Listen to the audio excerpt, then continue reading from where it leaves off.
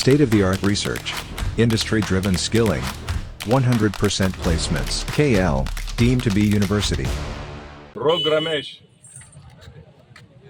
నువ్వు స్వయం కృషి మీద మంత్రివయ్యావా? చంద్రబాబు నాయుడు గారు వెన్నుపోటు పడిచాడా? కళ్ళు కనపడతలా నీకు? కళ్ళు అందరూ కూడా నిన్ను గుర్కానో చైనానో అంటారు నిన్ను. చంద్రబాబు నాయుడు గారు మొట్టమొదటిసారి ఎమ్మెల్యే అయి మంత్రి అయ్యారా? ఏం మాట్లాడుతున్నావు? నోరుంది కదా అని పిచ్చి పిచ్చిగా మాట్లాడితే మేము సంస్కారంగా మాట్లాడాలని ఓపిక పడతా ఉన్నాం. ఉయ్యూరు వచ్చి ఏదో కారు కోతలు కూశారనంట. అరే పిల్ల బచ్చా, ఫస్ట్ టైం ఎమ్మెల్యేరా. ఇప్పటికి 7 సార్లు 8 సార్లు ఎమ్మెల్యే, ముఖ్యమంత్రి. నువ్వు లాగులు వేసుకొని తిరిగావా? నీ స్థాయి ఏంటి? లాగులు వేసుకొని లారీలకి లేకపోతే బస్సులకో లేకపోతే గుమ్మస్తాగానో పనిచేసావు. మరి ఎంత ఆస్తి ఎక్కడి నుంచి వచ్చింది నీకు? కోట్ల రూపాయలు ఖర్చు పెడుతున్నావే పెనంలూరులో. కష్టపడి సంపాదించావా? పరిశ్రమలు పెట్టావా? కార్మికులకు ఉపాధి కల్పించావా? లేకపోతే ఎక్కడి నుంచి వచ్చినాయి నీకు ఆస్తులు? మైలవరంలో ఎమ్మెల్యే అయ్యావు, ఏం చేశావు? దోచుకుని ప్రజలు చీకొడితే రాజశేఖర రెడ్డి కాళ్ళు పట్టుకుంటే తీసుకెళ్లి పెడనేశారు, లేకపోతే క్యారేజీలు మోస్తేనో. పెడల్లో ప్రజలు ఉమ్మేస్తున్నారు మొహాన. ఏం మాట్లాడుతున్నావు? సారథికి కత్తిపోటు పొడిచారా? సారథి గారిని నూజివీడు పంపించి గెలిపిస్తున్నారా? నీకు రా కత్తిపోటు పొడిచింది. పెడల నుంచి ఇక్కడికి మార్చి నా మీద నీకు రాజకీయ సమాధి కట్టిపోతుంది జగన్మోహన్ రెడ్డి. నీకు బీసీ గారు పార్థసారథి గారికి కాదు, నీకురా. మీ జగన్మోహన్ రెడ్డి సమాధి కట్టబోతా ఉంది.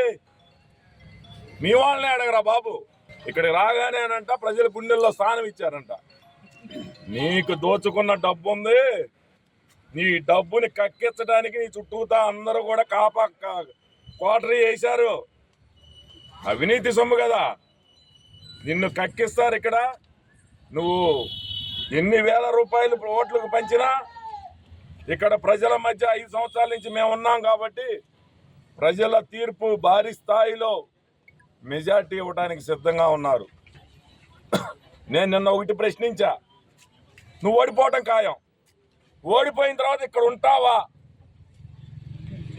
ప్రజలకు చెప్పు. నువ్వు ఓడిపోతున్నావు, ఓడిపోయిన తర్వాత పెనంలూరులో ఉంటావా?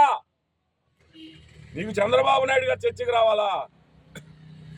పెడల్లో నీ వలన దెబ్బతిన్న కుటుంబాలు, నీ బంధువులు, మైలవరంలో నీ వలన మోసపోయిన వాళ్ళు, నీ వలన మోసపోయిన కాంట్రాక్టర్లు, వాళ్ళు చాలరా బచ్చాగా నీ మీద చర్చకి. నువ్వు చంద్రబాబు నాయుడు గారి మీద నోరు పారేసుకున్నంత కాలం నీ మీద ఇలా మాట్లాడతావు. నువ్వు గౌరవంగా రాజకీయం చేసుకో, అంతేగాని పిచ్చి పిచ్చి ప్రలాపనలు మారితే మాత్రం ఈరోజు జగన్మోహన్ రెడ్డికి అర్థమైపోయింది ప్రభుత్వం అధికారంలోకి రాదని. లేకపోతే హెరిటేజ్ మీద ఫైల్స్ కాలిపోతాయా? చంద్రమోహన్ రెడ్డి మీద పెట్టిన కేసు దొంగలెత్తుకెళ్ళిపోతారా? మీకు అర్థమైపోయే దుకాణం సర్దేసుకొని ఇంకోసాటికి మార్చుకోవడానికి ప్రయత్నాలు చేస్తున్నారు. ఎవరైతే బూతులు తిట్టారో, దాడులు చేశారో, నువ్వు ఇంటిపైన దాడి చేసి మంత్రి స్థానం పొంది, బూతులు తిట్టి మంత్రి స్థానం పొంది ఏంటో నీ గొప్పతనం అంట. నీ ప్రభుత్వంలో చంద్రబాబు నాయుడు గారిని ఎవరు తిట్టారో వాళ్ళకి ఎమ్మెల్యే టికెట్లు, మంత్రి స్థానాలు. అంతేగాని మీ గొప్పతనం కాదురా. వస్తున్నాయి. నువ్వు చేసిన అక్రమాలన్నీ వెలుగులోకి వస్తా ఉన్నాయి. ఏంటి కూసావు? నన్ను 2 నెలలు దూరంగా పెట్టారా? Call money 6 రాకెట్ట. ఆ రోజా వాగింది నిన్నటిదాకా. దానికి గడ్డి పెట్టా. నీకు పెడతా. గడ్డి పెడతానో పెంట పెడతానో చూద్దువు కానీ నీ మీద ఉన్న అభియోగాలు బయటికి తీస్తే నీ ఇంట్లో వాళ్ళు నీతో కాపురం చేయరు. ఒళ్ళు మరిచిపోయి మాట్లాడావనుకో, నియోజకవర్గ ప్రజలకి తెలుసు కాల్మనీ ఏంటో, సెక్స్ రాకెట్ ఏంటో, బోడే ప్రసాద్ ఏంటో. పిచ్చి వాగుడు కట్టిపెట్టు. పిచ్చి పిచ్చి ప్రలాపనలు చేసావనుకో, రోజాకి పట్టినకైతే నీకు పట్టు. జాగ్రత్త, ఖబర్దార్.